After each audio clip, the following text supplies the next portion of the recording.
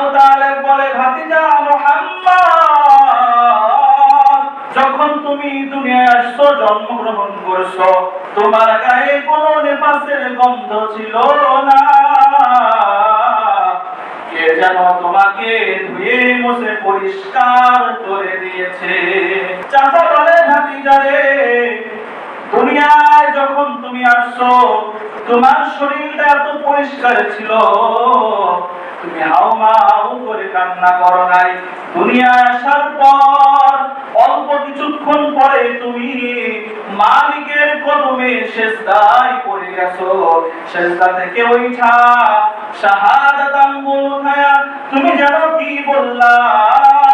তুমি বলতেছিলা, লা ইলাহা ইল্লাল্লাহু মুহাম্মাদুর রাসূলুল্লাহ।